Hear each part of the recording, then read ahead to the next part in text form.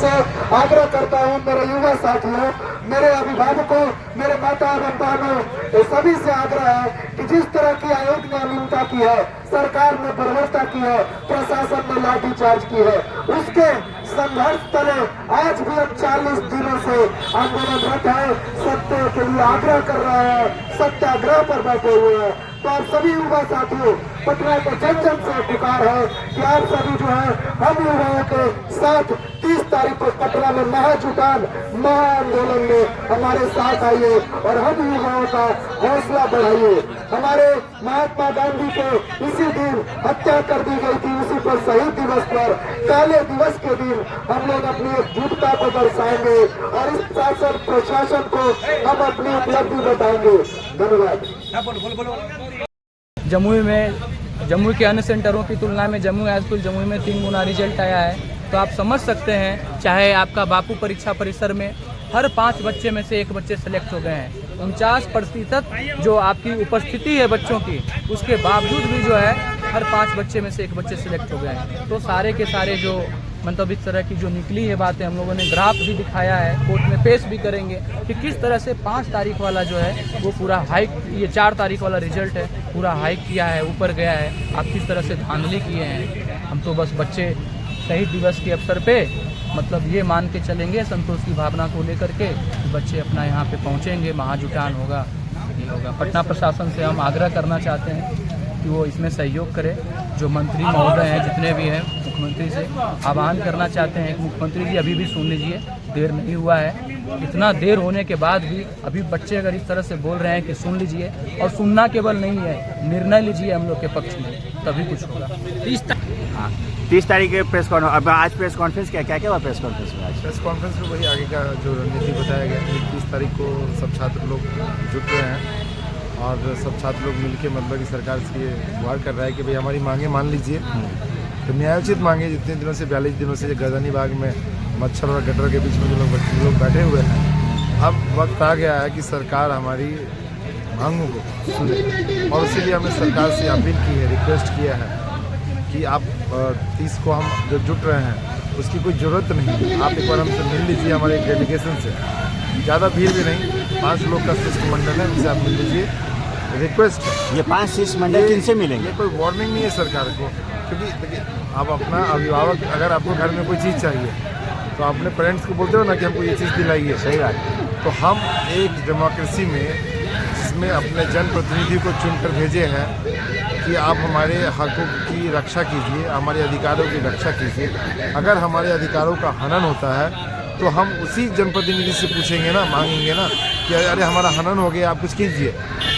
अब हमारे ही चुने लोग आज तक अगर हमारी बात, और मुझे ऐसा लगता है कि माननीय नीतीश बाबू जी के पास हमारी बातें फिल्टर्ड में पहुंच रही है। सीधा हमसे अगर मुलाकात होता है तो गर्दनी बाग उसी दिन खाली हो गया।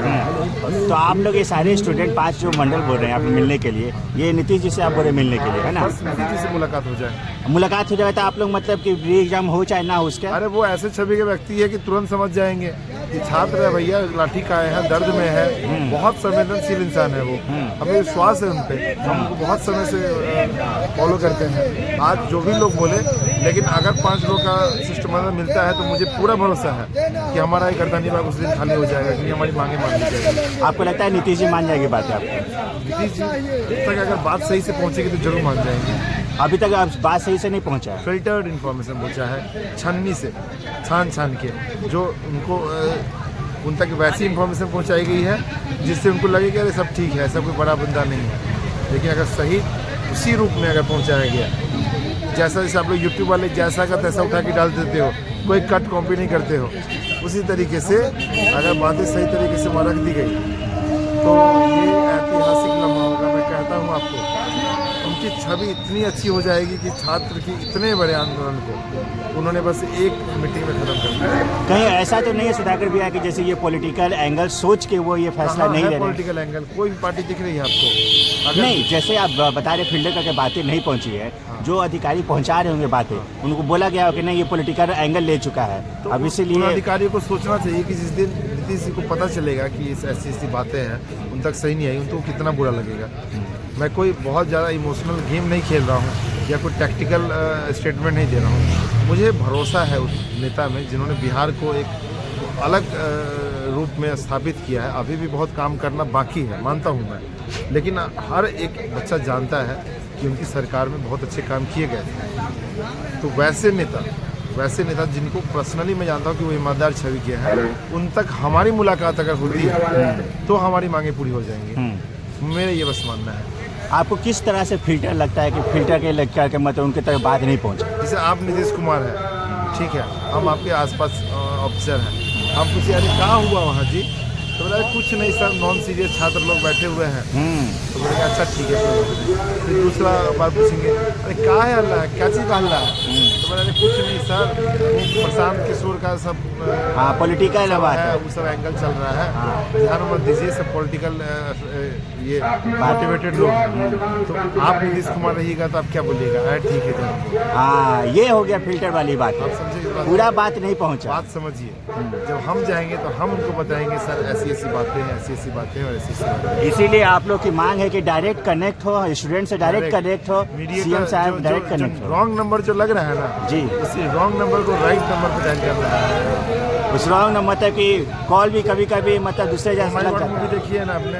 हाँ, पीके मूवी देखी है आपने? पीके, हाँ, जिसमें क्या बोलता है कि रॉन्ग नंबर लग रहा है। हाँ। हम भगवान को कनेक्ट करने की कोशिश कर रहे हैं, बीच में मीडिएटर से हमारा क्या कर रहा है, गेम खराब कर दे रहा है। वही रॉन्ग नंबर से बचाना है। इसी रॉन्ग नंबर को सुधारने के लिए डायरेक्ट आप कनेक्ट करना चाहते हैं सीएम साहब के साथ, है ना? ये थे सुधाकर भैया।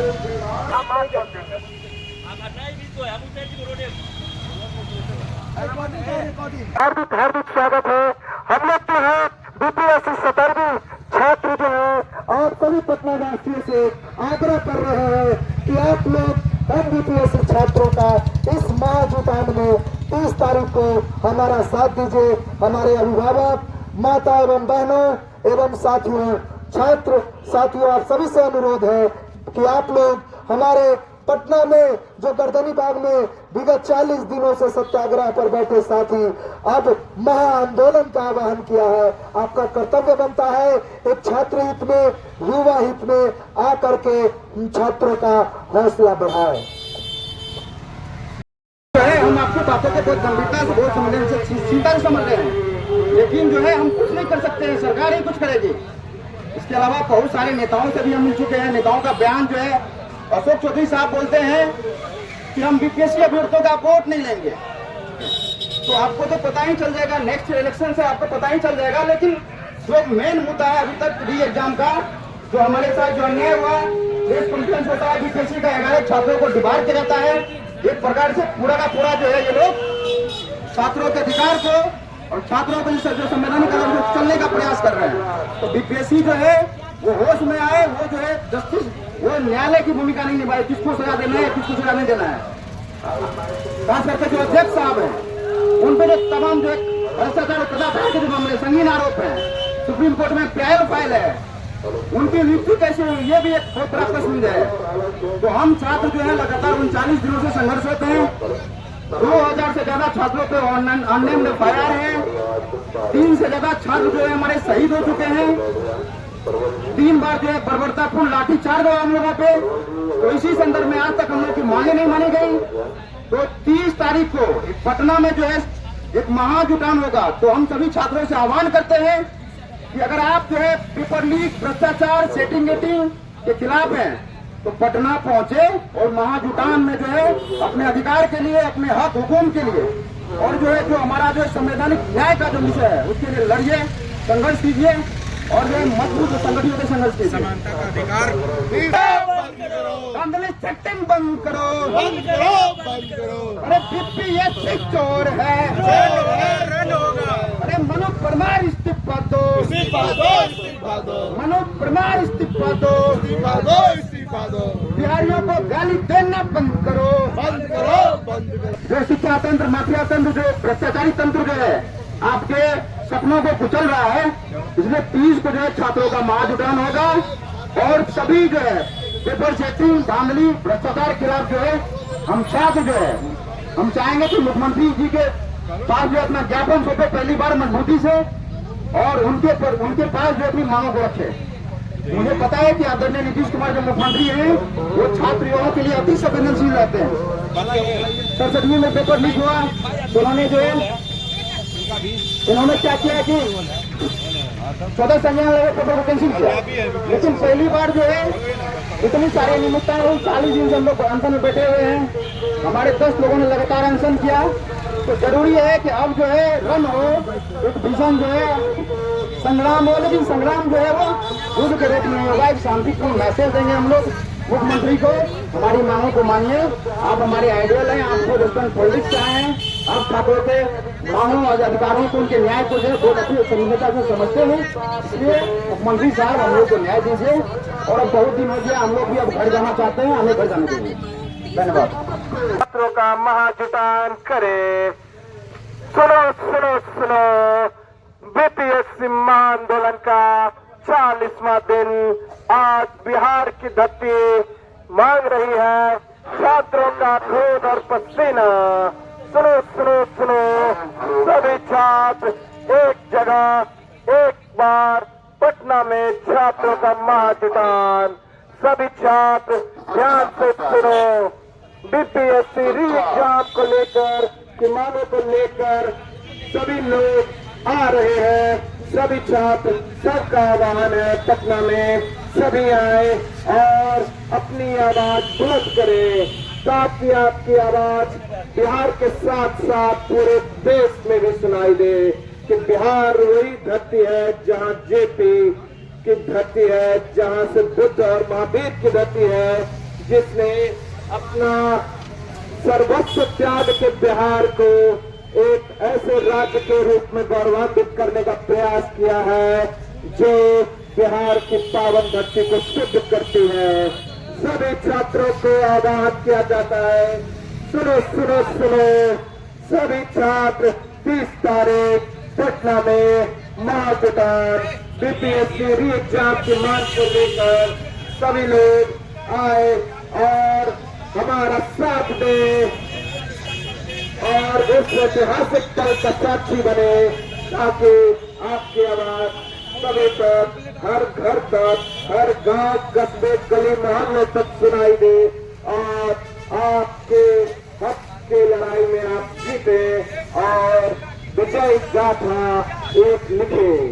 सुनो सुनो सुनो, क्या चाहिए री एग्जाम, लेते रहेंगे री एग्जाम, देना होगा री एग्जाम।